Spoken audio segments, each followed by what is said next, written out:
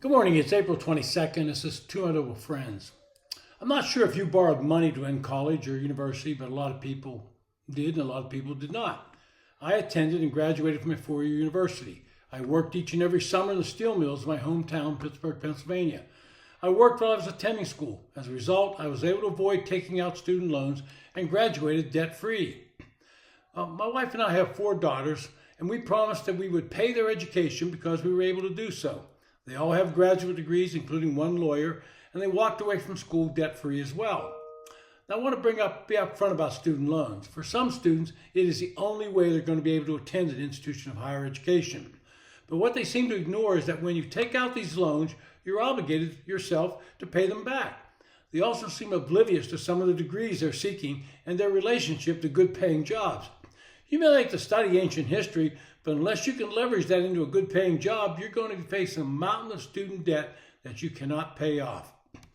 President Biden never had the authority to forgive student loans across the board, and the Supreme Court held that in 2023. But for political gain, he dangled the carrot of loan forgiveness in front of young voters, among them other things by keeping in place a temporary COVID-era deferment program. Thus, the Education Department allowed students to rack up massive debt that is now long past due.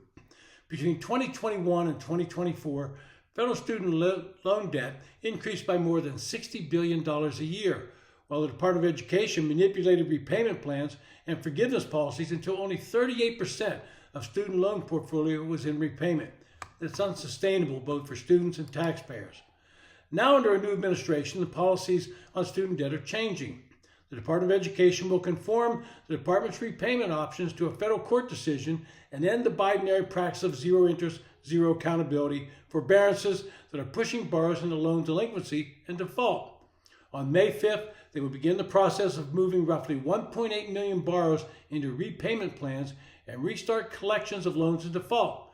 Borrowers who don't make payments on time will see their credit scores go down, and in some cases, their wages automatically garnished. I hope that's the last resort. Of course, this will lead to an outcry from people who owe the money and believed it when Joe Biden said they would not have to pay it back. You will see Democrats turning this into a political issue by promising these people they would forgive the debt if they would only vote them back into power. But what about the taxpayers that never borrowed? What about those that never went to college or university but are now being forced to watch their tax dollars pay for the foolish decisions others made? When I was in high school, it was common among those who were pursuing an academic schedule to refer to the kids who weren't going to college as the, quote, shop kids. Many of these kids are now electricians, plumbers, HVAC craftsmen, and many other tradesmen and women who earn good money and in many cases own businesses that hire others. And they have no student debt. Then you have to wonder why it costs so much to attend a college or university. Colleges and universities call themselves nonprofits, but for years they've profited massively off the federal subsidy of loans, hiking tuition and piling up multi-billion-dollar endowments while students graduate six figures in the red. A widely cited 2015 study found that for every dollar of increased federal caps on subsidized loans, colleges raised tuition by 60 cents. Pretty hard to get ahead when the colleges are raising their costs all the time. I compare this to the commuting subsidy that my wife used to get when she worked for the federal government. Every time that amount was raised, the train would automatically raise the fare.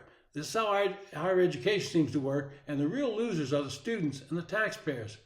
If you look at many of the so-called top schools in the country, you will find they put the federal government to shame when it comes to layers of administrative jobs that have nothing to do with teaching students. They have vice presidents for everything, and most of them contribute nothing to the education of students. Salaries of administrators and presidents of universities reach high levels, with some in the seven-figure range.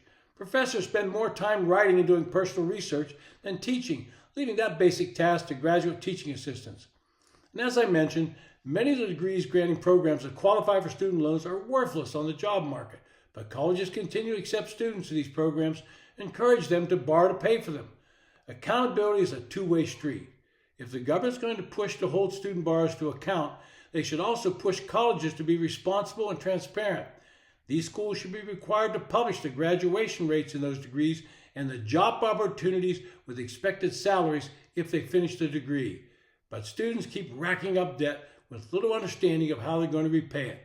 They simply assume there will be some high-paying job out there, and the schools will allow that attitude to continue. We have to make some changes in how our higher education works. We have to get the cost of going to school down to where it's affordable to everybody without racking up six figures in debt. And we have to get rid of all the administrative layers that universities have piled on. This has been To My Liberal Friends. Thanks for listening.